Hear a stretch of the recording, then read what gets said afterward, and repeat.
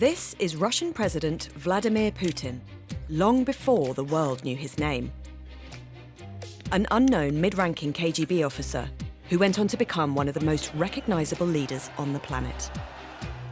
Since he was first elected, Putin has carefully crafted the image of a macho, hyper-masculine strongman. But beyond the photo ops lies another curated self-portrait, one made of anecdotes he often repeats in interviews. Those messages are extremely important, not necessarily at face value, but at symbolic value. What is it that he is trying to say? Here are 3 stories Putin returns to again and again from his life before the Kremlin. Vladimir Putin was born in 1952 in Leningrad, now St. Petersburg, a city traumatized by the 872-day Nazi siege of World War II. Hundreds of thousands died, including Putin's older brother. He says his parents barely survived it. The siege is the background condition for his childhood. It was a city marked by scarcity, by a profound sense of trauma and loss, and a deep fear of vulnerability.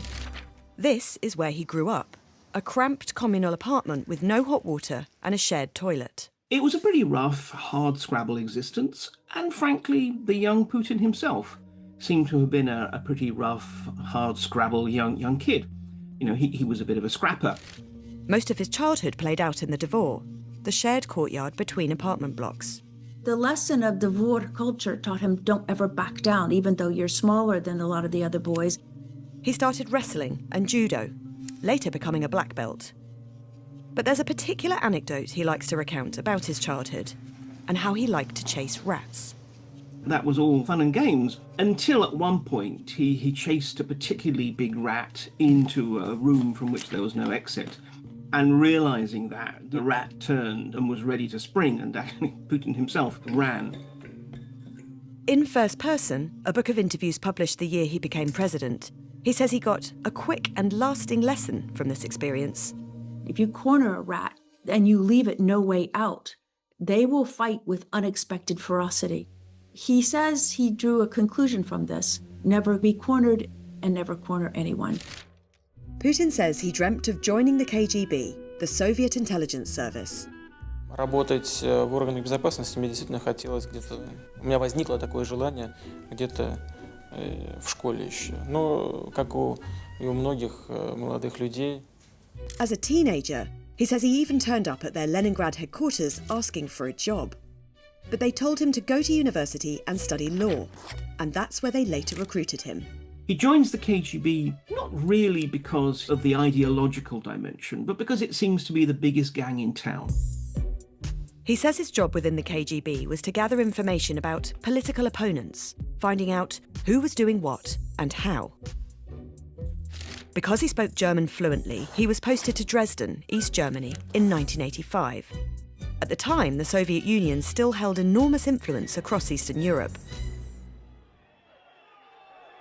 Putin was still in Dresden as mass protests swept across East Germany in late 1989, leading to the fall of the Berlin Wall in November.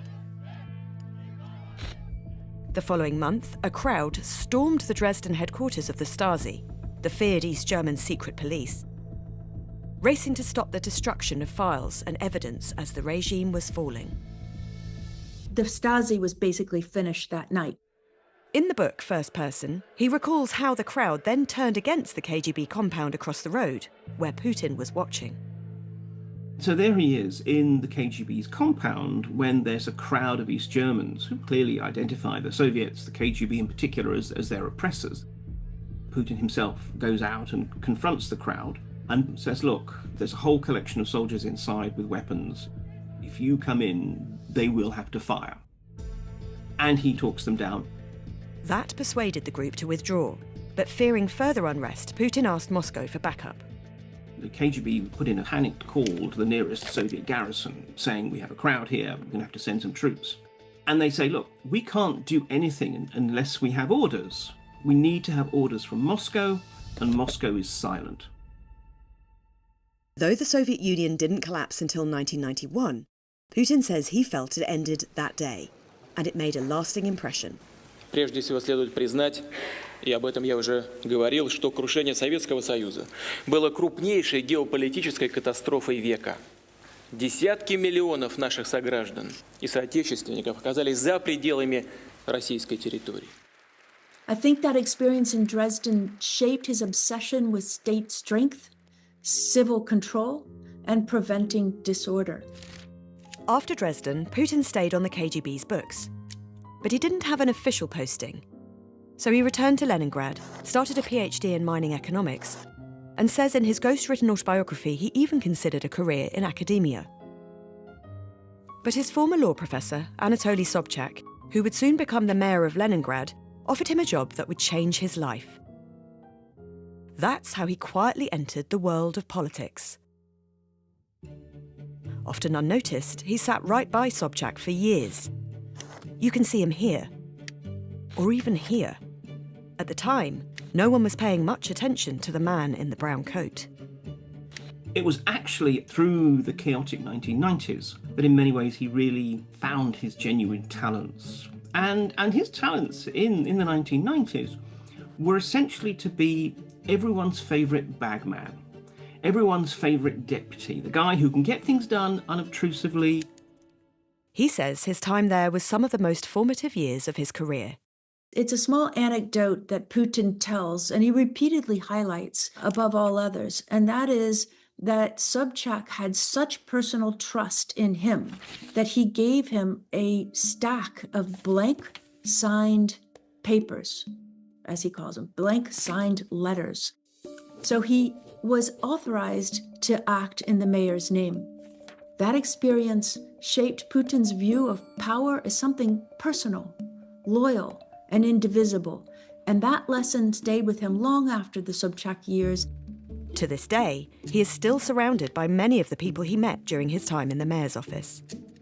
After Sobchak lost an election, Putin moved to Moscow to join the Kremlin in the dying years of President Boris Yeltsin's administration. He rose up the ranks fast. In 1998, he became the head of the new intelligence and security service, the FSB. A year later, Prime Minister. The so-called family, the people around Yeltsin, were beginning to look for a successor. Someone who they thought could be controllable and could be efficient. Yeltsin's inner circle ensured Putin took charge when Yeltsin stepped down. But to most Russians, he was still a mystery man. Putin really hadn't struck the public imagination that much. And therefore, when he became, well, first Prime Minister, but then certainly President, there was a sense of who is this man? Which, of course, was very useful for Putin, because it more or less meant that he had a blank slate. It's on that blank slate that Putin built the image of the leader we know today. A man who went from the streets of Leningrad to Russia's top job. In control of the country for more than 25 years, he has become increasingly authoritarian. I think the pre-Kremlin years tell us a great deal about Putin's operating instincts, but those years are not deterministic. Biography alone, I don't think, explains Putin's choices across his career. His time in power has also been shaped by wars, economic crises, and repeated clashes with the West. But from the stories he tells, we can get a glimpse into his mindset. Putin's childhood in post-war Leningrad, his KGB training, the events in Dresden, the chaos of the 1990s clearly, I think, instilled deep instincts in Putin about vulnerability, loyalty, and the dangers of state collapse.